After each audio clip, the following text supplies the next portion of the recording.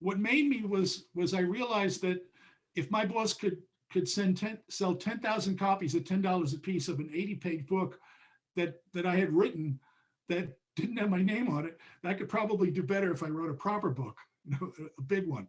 The problem was that when I left my job in 1989, we really had no savings at all, and we left just because I had this dream, and I had a wife who went along with it, and I said, I'm going to write a book called The Lost Art of Steam Heating. How long is that going to take, Dan? Probably about 6 months. But there was no internet, so the only way I was getting this information was by going to old bookstores. Everywhere I traveled, I'd go and find these old bookstores, and they would then refer to other authors. And none of these books were in the libraries. These were books that you'd find in people's collections in places like Lancaster, Pennsylvania, where they buy, a stock of books and a lot of old bookstores. So I had to read all those books and figure it out. And when it finally came to me, it was 3 years later that the book came out, and I took a chance on it, like I said earlier, and it was a big hit. So I did it for money. I mean, I needed to raise kids. I mean, we had 4 kids in 3 years. Cheated on the last go around because we had twins. But in 1989, the realization came to me that I was going to have 4 kids in college at the same time in 2000, because I'm old school. I felt that I wanted to pay for my daughter's school, and they one went to Notre Dame, one went to Holy Cross, one went to the University of Loyola in Maryland, and one went to Rhode Island. Providence College. So and they were all 2 freshmen, a sophomore, and a senior, all in the same time. So our business plan going in was, let's put 4 girls through college. So then we had to make money. So I figured out how to make money. And I was doing a lot of lecturing too, which had me running around the country for a fee. But there's only so many hours in a day and only so many days in a year. And I realized that if I wrote this stuff down, I would leave the service business, which is what it is when you're doing seminars, and I would enter the product business. So I put my knowledge into books. And that was the thing, because I also realized early on that there's only 2 things I'm good at. By the time you're 40, you really have to figure out what you're not good at, and then find other people to do that for you. And I knew I couldn't do math, so anything that had to do with numbers, I had to find people to do that for me. But what I was really good at was 2 things. After a lot of soul searching, I realized I can tell stories. I don't know where that came from, but that's something that I can do. And the other thing I was able to do, and I really don't know where this came from, is I'm like a connector. Like I'm in a position where I'll meet somebody that makes belts, and I say, I know somebody that makes buckles. You guys should meet each other. And I'll put the belt guy together with the buckle guy, and they'll do all kinds of great things. And I have never looked for a thing from either one of them, but they remember that I put them together. So I'm like the hub of a wheel in a lot of ways. So if you look at everything I did in terms of writing, magazine writing, book writing, heatinghelp.com, all of those things revolve around telling stories and bringing people together.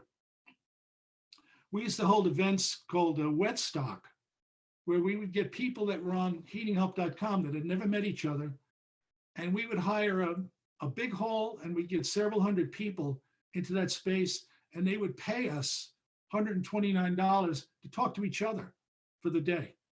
And these were people that were talking every day that had never met in person. So it was just, for me, it was, how can I put these 4 girls through college? And we did. And then they all got married right afterwards, and they came back to me for more money. So anyway, that's another story.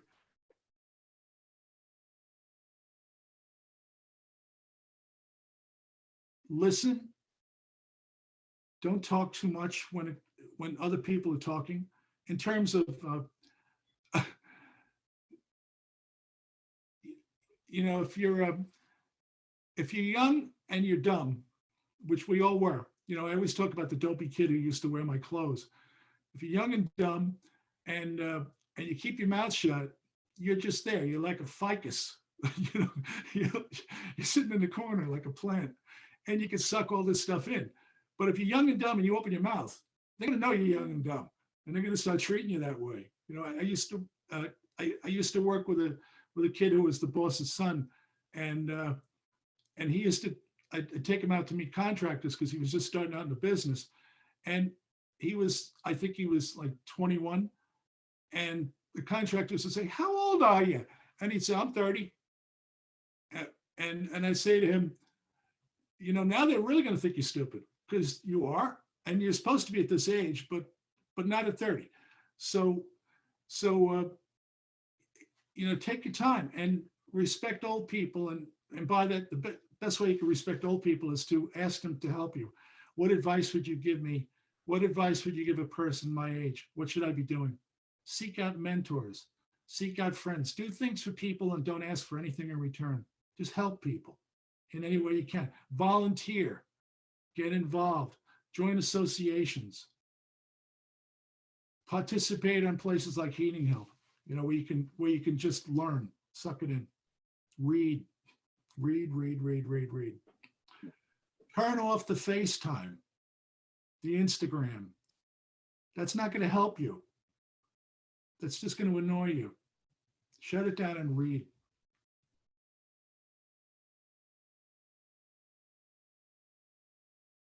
It's a horrible job. I mean, the people that are doing these installations, this is really, really hard work. And you know, it's different now. We don't have trade schools like we used to. We don't have shop classes in high school like we did when I was in school. So kids come out of school and, you know, everybody wants to be an internet influencer, or they want to do something that is more exciting than putting in boilers or pipes or furnaces or any of that. So and plus they're not paying much, and it's understandable too, because, you know, why should I pay this kid so much if he's just starting out? He doesn't know anything. Well, how are you going to get him otherwise? And you also have to provide him with an education, because they move around a lot. You know, if and that's part of the problem. You know, there's a classic line. You know, what if I paid them a lot, and what if I train them and they leave? What if you don't train them and they stay? You know, now you're sending knuckleheads into people's houses that don't know what they're doing. So I think you gotta grow them. You know, you gotta make the industry exciting. Like I said earlier about the Pulitzer Prize books. You know, we used to be marvels. We were magicians. We were able to do things. We stopped telling that story. Right now it's time everybody's talking about green and saving the planet. It's a perfect opportunity for us, because that's what we're doing.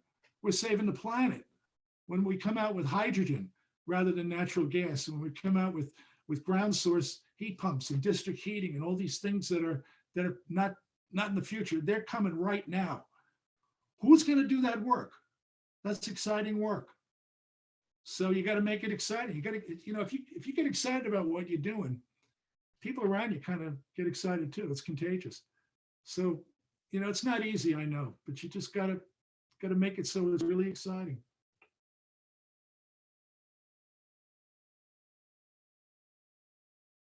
But online is becoming a big deal. You know, whether it's through Amazon or supplyhouse.com, places like that. I frequently ask the people that are on Heating Help, what's changed with wholesalers, and they talk about a lack of inventory. You know, they can't get what they need when they need it. All the little guys got bought up by the bigger guys, and they're looking at their customers, their contracted customers, as numbers more than they are as people. So you go into the place and they don't have what you need, or there's countermen there that can't help you. You know, in my father's day, you'd walk in, the counterman knew more about that stuff than the guy putting it in did. But now it's, well, I'm not sure what you need, but, you know, go look over there and see if you can find it. If you can't find it, you're on your own. So you've got companies that are springing up as online suppliers, and they can get the stuff to you right away. A lot of these guys are in remote locations. There's a friend of mine in Alaska. He's got to drive for hours to get something, and he'll call up and say, "Do you have it?" "Yeah." "Okay, set it aside for me." He'll drive hours and get there, and they say, "Oh, I'm sorry, we didn't have it. The computer was wrong." Huh? You know? So the relationship is changing, and that's all driven by the internet. You know, somebody said to me the other day that what they used to get at the supply house counter, they now get at Heating Help. Not in terms of products, We don't sell products like that.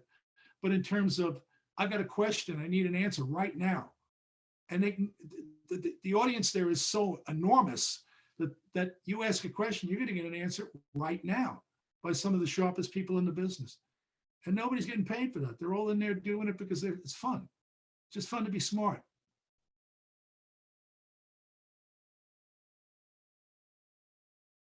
Marry well and be good to your kids.